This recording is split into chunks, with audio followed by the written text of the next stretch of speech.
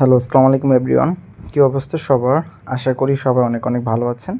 আমি Zubair Raihan, classic zone YouTube channel এবং Facebook পেজের পক্ষ থেকে আপনাদের সবাইকে আজকের এই ভিডিওতে স্বাগতম। আজকের এই ভিডিওতে বেশ কিছু ইনফরমেশন নিয়ে আপনাদেরকে আলোচনা করব। এর মধ্যে ফার্স্টে হচ্ছে ইতালি রিটার্ন পাসপোর্ট নিয়ে অনেকেই জানতে চান, স্ক্যান কপি নিয়ে জানতে চান, তাদের নিয়ে গুরুত্বপূর্ণ আলোচনা থাকবে এবং এর পাশাপাশি নেপোলি সিটি সহ বেশ কিছু সিটির আপডেট আপনাদেরকে জানানোর চেষ্টা করব। চলুন বেশি কথা না বাড়িয়ে ভিডিওর মূল আলোচনায় যাওয়া যাক। তো ফার্স্টে যে বিষয়টার কথা বলবো সেটা হচ্ছে রিটার্ন পাসপোর্ট নিয়ে।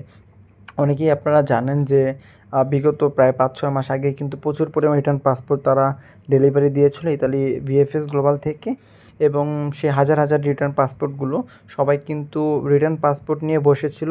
তারা ভিসা পাবে কি পাবে না তার কিন্তু কোনো সুরাহা পাচ্ছিল না।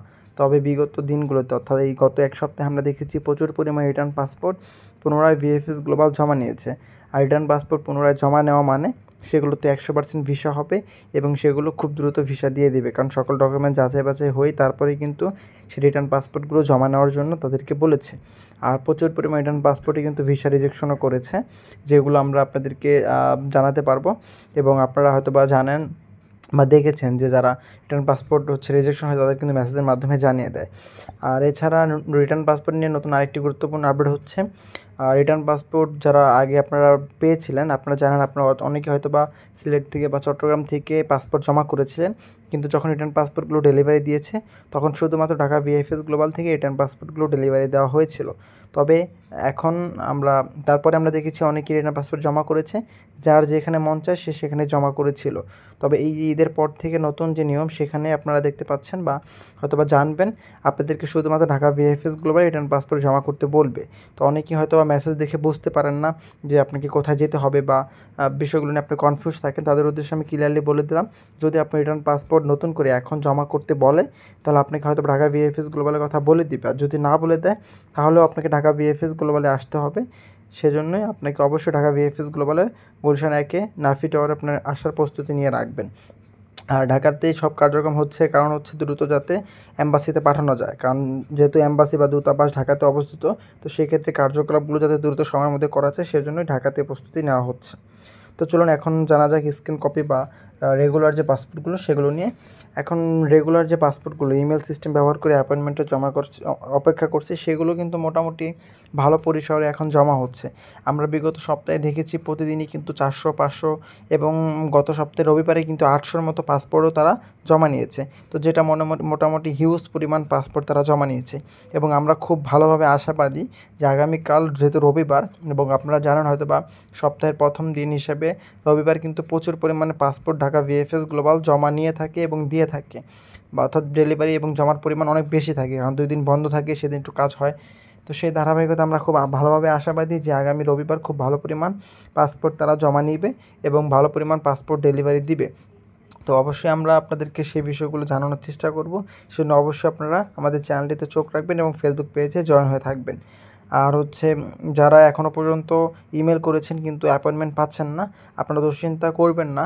আশা করি খুব শীঘ্রই আপনারা আপনাদের অ্যাপয়েন্টমেন্টগুলো পেয়ে যাবেন, কারণ যে পরিসরে পাসপোর্ট জমা নিচ্ছে আপনি হিসাব করে দেখেন, একদিন তারা 500, 600 বা 700, 800 পর্যন্ত পাসপোর্ট জমা নেয়। যদি অ্যাভারেজে আপনি 500-600 হিসাব করে দেখেন তাহলে আপনি হিসাব করেন সপ্তাহে 3000, মাসে প্রায় হচ্ছে আপনার 12,000 পাসপোর্ট তারা জমা নিচ্ছে। তো আপনি হিসাব করেন 1 থেকে 2 মাসের মধ্যেই কিন্তু এই যত মানুষ অ্যাপয়েন্টমেন্টের জন্য অপেক্ষা করতেছে সবার কিন্তু পাসপোর্ট জমা নেওয়া হয়ে যাবে।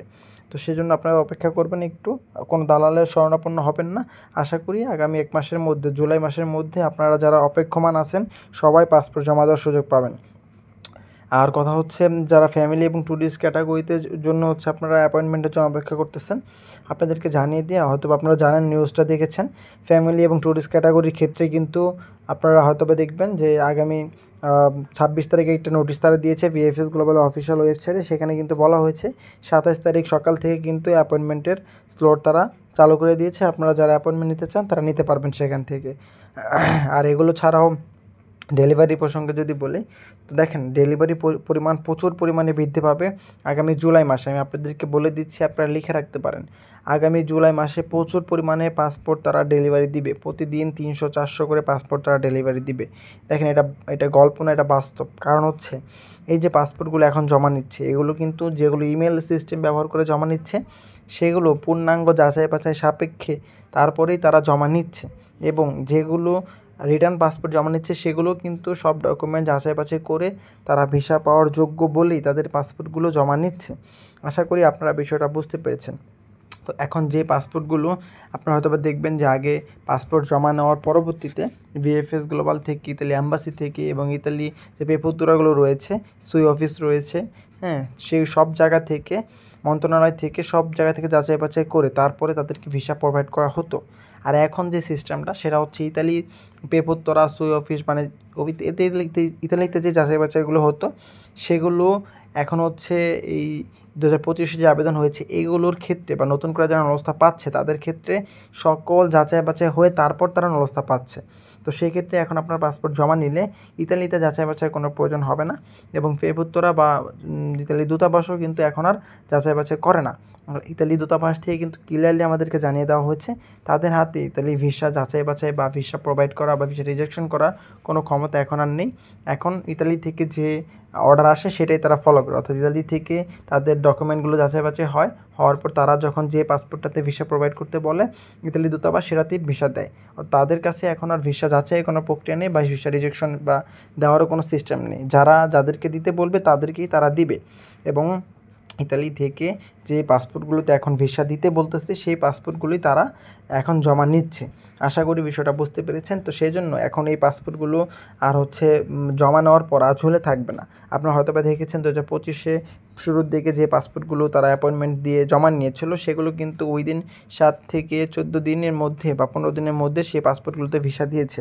এবং আমরা এখনও আগামীতে এই 7 থেকে 15 দিনের মধ্যে ভিসাগুলো পাবো, সর্বোচ্চ 1 মাসের মধ্যে ভিসা পাবো। তো সেক্ষেত্রে এই যে পাসপোর্টগুলো এখন গণহারে জমা নিচ্ছে, এগুলো 1 মাসের মধ্যে তাদেরকে ভিসা ডেলিভারি দিতে হবে। কারণ এখন তো যাচাই বাছাই কোনো সিস্টেম নেই। এখন তারা এই পাসপোর্টগুলো নিয়ে ভিসা দিবে, আমাদেরকে ফেরত দিয়ে দিবে। কারণ সকল ডকুমেন্ট যাচাই বাছাই করে তারপর তাদের জমা নিয়েছে, এখন আর ঝুলে রাখতে পারবে না।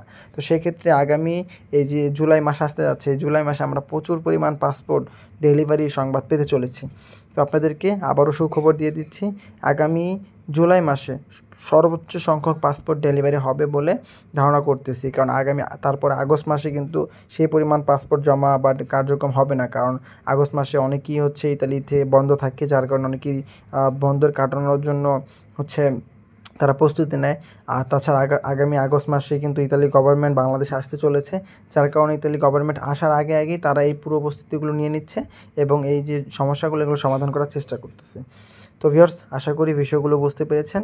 আজকের এই ভিডিওতে আমরা ইতালি ভিসা সংক্রান্ত বেশ কিছু ইনফরমেশন নিয়ে আপনাদের মাঝে হাজির হয়েছিলাম এবং সেই বিষয়গুলো তুলে ধরার চেষ্টা করেছি। যদি ভিডিওটি ভালো লেগে থাকে এবং আপনাদের এই ইনফরমেশনগুলো উপকারে এসে থাকে তাহলে অবশ্যই ভিডিওতে লাইক করে দিবেন এবং চ্যানেলে সাবস্ক্রাইব করে পাশে থাকা বেল আইকনটি বাজিয়ে দেবেন। ধন্যবাদ সবাইকে। দেখা হবে পরবর্তী কোনো এক ভিডিওতে। সে পর্যন্ত সবাই ভালো থাকবেন, সুস্থ থাকবেন এবং অবশ্যই আমাদের চ্যানেলটি সাবস্ক্রাইব করে আমাদের সাথে থাকবেন। আর যারা ফেসবুক পেজ থেকে দেখতেছেন অবশ্যই ফেসবুক পেজটি লাইক করে ফলো করে দিবেন। ধন্যবাদ সবাইকে। আসসালামু আলাইকুম।